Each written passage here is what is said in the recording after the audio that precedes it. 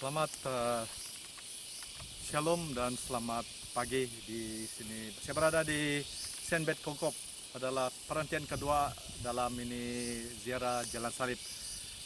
Apabila Ranau dikonsekrasikan pada tahun 2018 8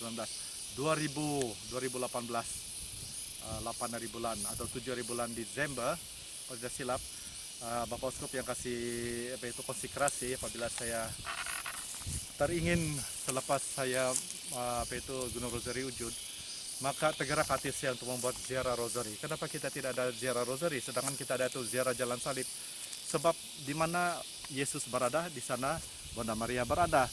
Jadi maka dari itu kan terlintas dalam hati saya, dalam pikiran saya, kita harus buat ziarah Rosari. Sebab kita sebagai umat Katolikan, kita perlukan doa daripada Bunda Maria, Mbak.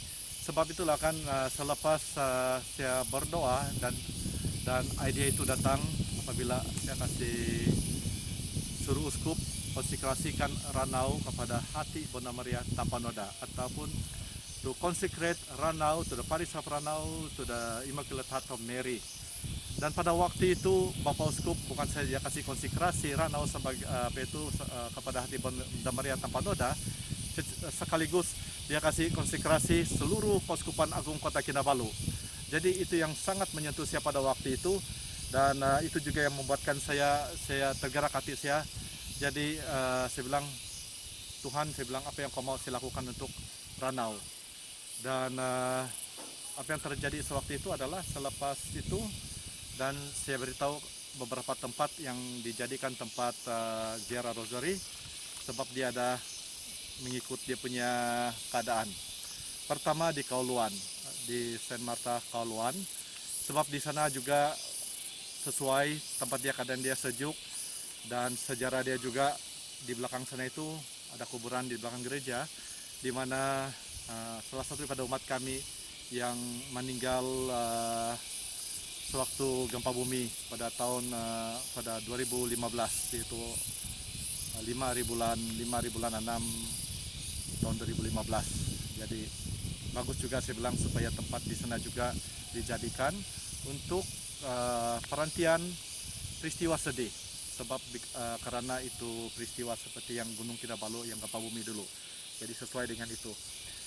Jadi tempat itu tidak jauh daripada Kundasang, dan kau boleh melihat seluruh kawasan Kundasang, dan memang cantik, dan saya percaya tempat seperti itu akan menjadi tempat ziarah, dan sekarang dalam proses. Dan grup yang pertama datang di sana adalah community ini Beatitude dari Tuaran, Saint John Tuaran. Dan kedua yaitu peristiwa gembira, saya kasih buat di Lutut, di Kampung Lutut, melimpas dekat dengan Poring juga tidak jauh.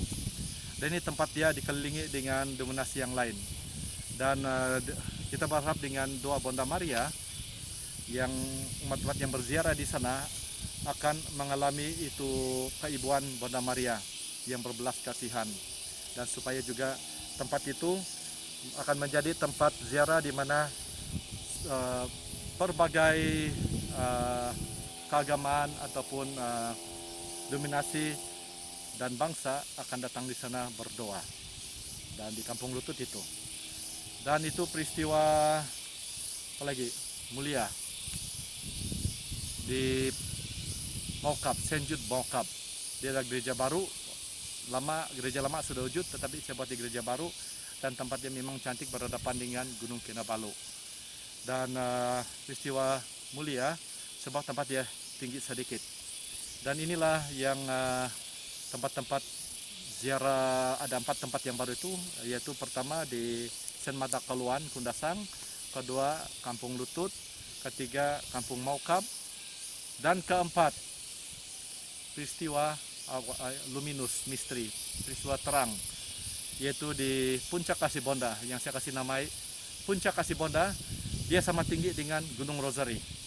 Dan tempat ini saya akan bina 30 kaki itu statue Bunda Maria, Our Lady of Grace, yang tangan dia buka begini. Dan tempat ini sangat sesuai untuk berdoa dan menghidupi kita punya yaitu penghargaan akan ciptaan Tuhan. Sebab di sana dia berhadapan dengan satu biji gunung Kinabalu.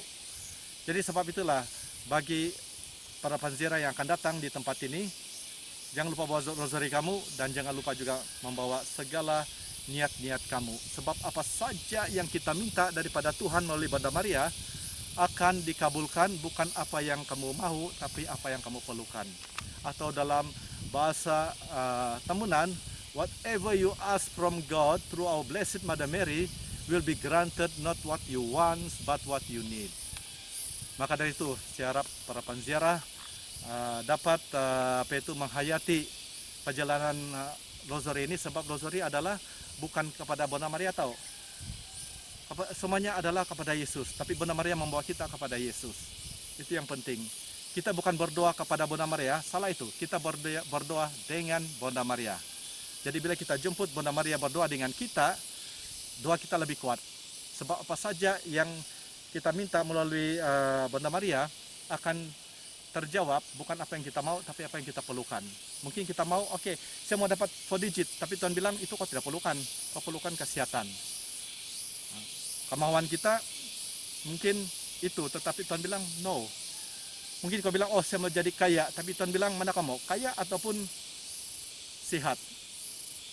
Kekayaan itu bukan kemauan, itu bukan itu kau tidak perlu itu. Ya perlu kau perlukan adalah kau punya kesehatan.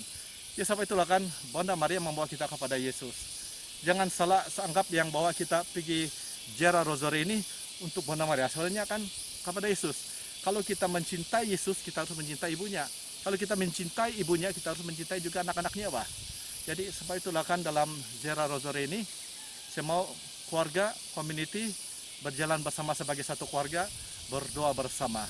Sebab kekuatan Rosari dapat menggugat setan-setan dan si jahat. Itulah satu salam Maria yang kita doakan menurut Gabriel Amoret akan menghancurkan kepala si setan. Itulah saya sangat galakkan supaya ziarah Rosari ini dapat dijalankan oleh setiap keluarga di dunia ini, supaya kuasa-kuasa kegelapan akan dihancurkan. Dan bila kamu buat ziarah Rosari, bawalah kamu punya niat-niat keluarga kamu dan kawan-kawan kamu.